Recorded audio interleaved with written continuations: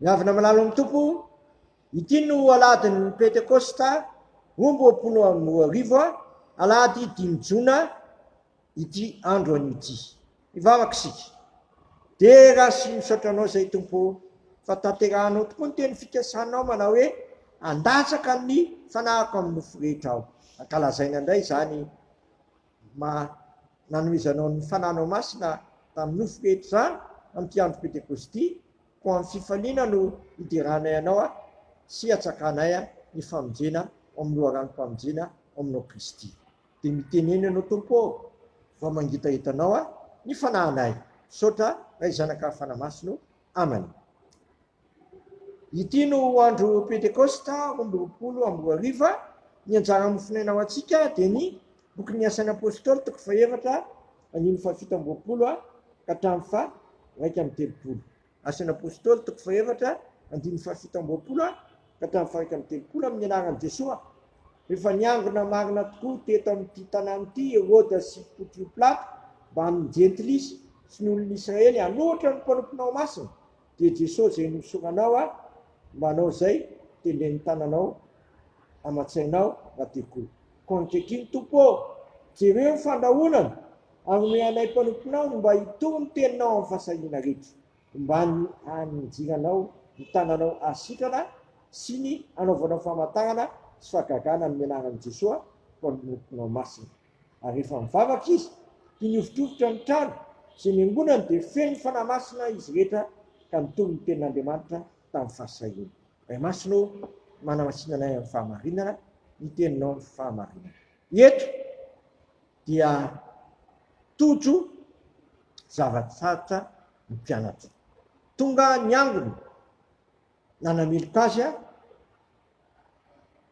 Herôda, Pontio Pilato, jentilisa sy ny olona ny Israely rehetra efa nanohitra amin'ny Jesosy izy, dia mbola nampahory koa ny olon'Andriamanitra eto.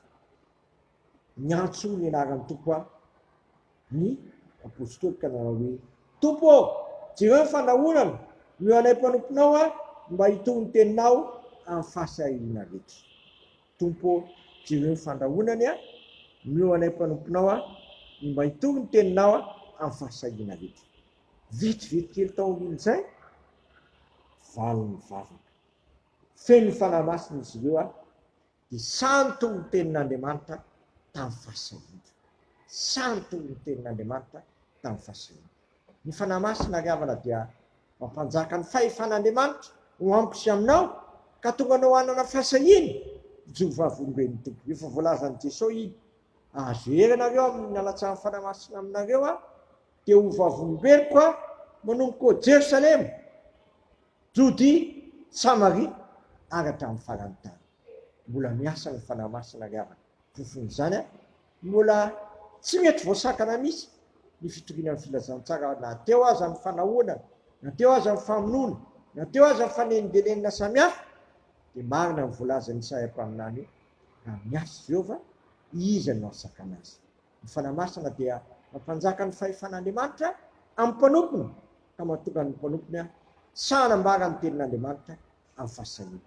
Koa sahia zasy ianao mankataka amin'ny fanahy masina, dia men'Andriamanitra ery sy fahefana, ka tsy menatra ny vavolombelona, satria tsy men'Andriamanitra fanahoisitsika fa fanahy mahery sy fitiavana ary fanohana tena. Amen.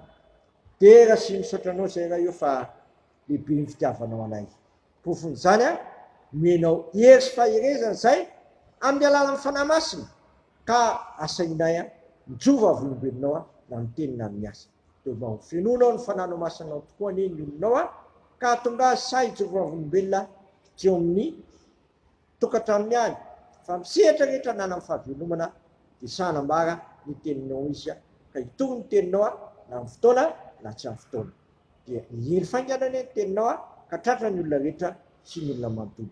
Dia sitrakai ny ary vavaka hoe: anay izay ny an-danitra, masina ny anaranao, tonga ny fanjakanao, atao any sitraponao ity an-tany tahaka ny an-danitra, menay niny ny anina sahazo anay ary mamelany ny helokay tahaka ny hamelanay izay nomboka taminay, izay mitondra ny amin'ny fakapana, fa manafanay amin'ny ratsy, anao ny fanjakana sy ny hery ary voninahitra manakizay. Amen. tanterahany tompo amintsika ny zao todrano tononona amin'ny naharaizana ka fanamasina zao a raiso amin'ny fifaliana sy fitiavana izany. Ary Andriamanitra ny fanantenana ny amena anareo fifaliana sy fiadanana rehetra amin'ny fononareo a, mbo hitomonareo amin'ny fanantenana no ny hery fanamasina. Matoky izay nianatra anareo a, sady izany nanevo izany a. Amen. Voninahitra ny eo an'Andriamanitra rerany a, amin'ny anaran'ny Ray sy ny Zanaka ary ny fanamasina. Amen.